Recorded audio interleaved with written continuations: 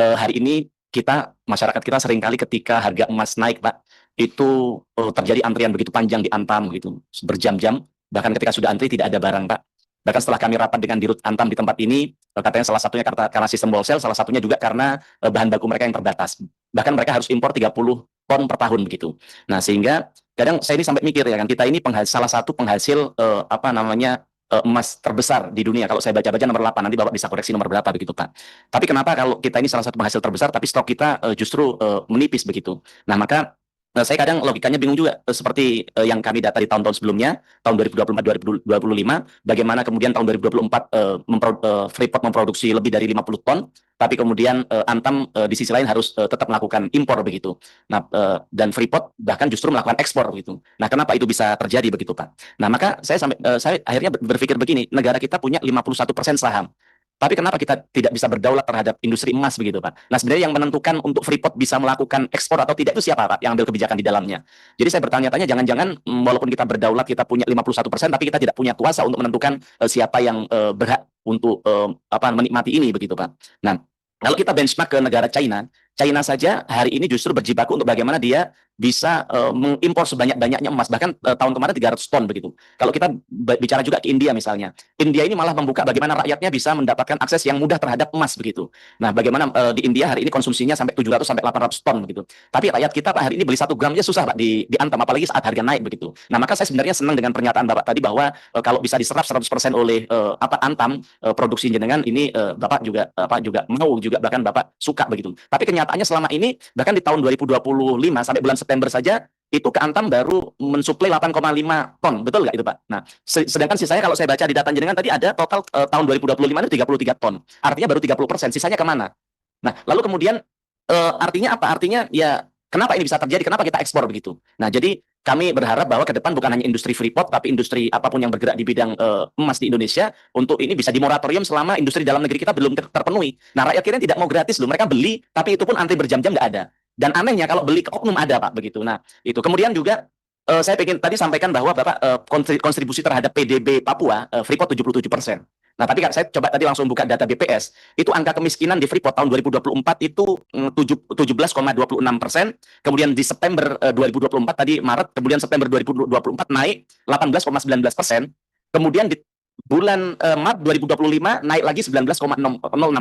Padahal, Pak, emas kalau kita lihat datanya dari tahun 2024 hingga tahun 2025, sebelum ada Grisberg sebelum ada kejadian longsor ini sekalipun, di bulan Maret 2025 itu kenaikan kemiskinannya sangat luar biasa. Padahal di sisi lain harga emas dunia naik 55%. Jadi sebenarnya kontribusi Freeport terhadap rakyat Papua itu seperti apa sih?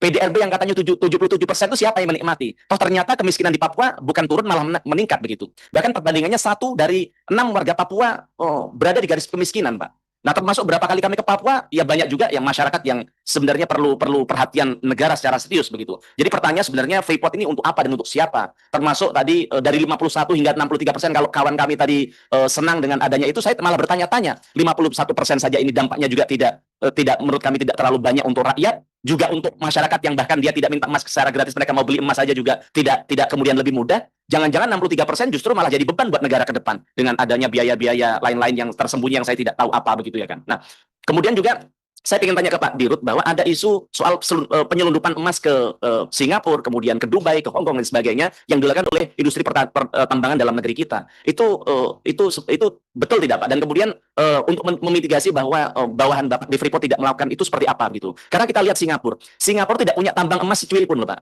Tapi bagaimana Singapura merupakan negara ke-15 pengekspor emas terbesar di dunia begitu. Dari mana kalau nggak dari Indonesia? Nah, itu pertanyaan kami, Pak. Nah, kemudian selanjutnya soal keselamatan pekerja tambang begitu. Nah, tadi kata Bapak ada 7 yang meninggal, kemudian kalau kita tarik 20 tahun terakhir ada 50 yang meninggal karena kecelakaan tambang di sana.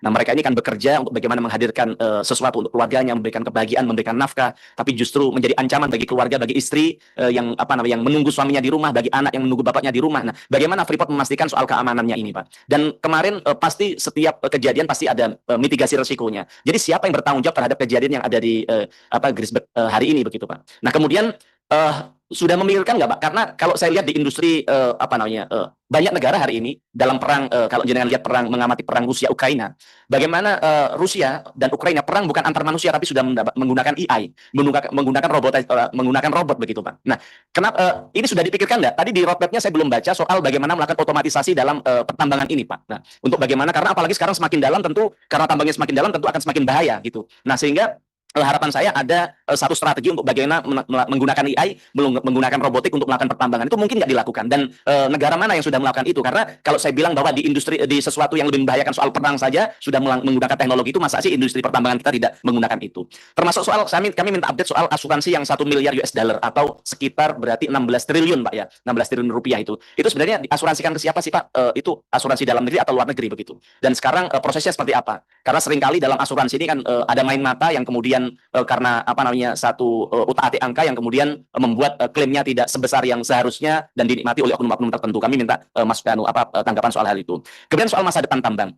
Sejak 37 tahun lalu Freeport ini tidak menemukan lokasi tambang baru. Kalau kita lihat swasta sekarang ekspansi di mana-mana begitu. Nah, kenapa Freeport tidak mencoba untuk mengeksplorasi di tempat-tempat lain? Kenapa apa namanya hanya di situ begitu, Pak? Yang itu sudah tidak lebih produktif juga membahayakan bagi masyarakat begitu dan termasuk bagi pekerja. Itu aja dari kami. Matur nuwun. Assalamualaikum warahmatullahi wabarakatuh.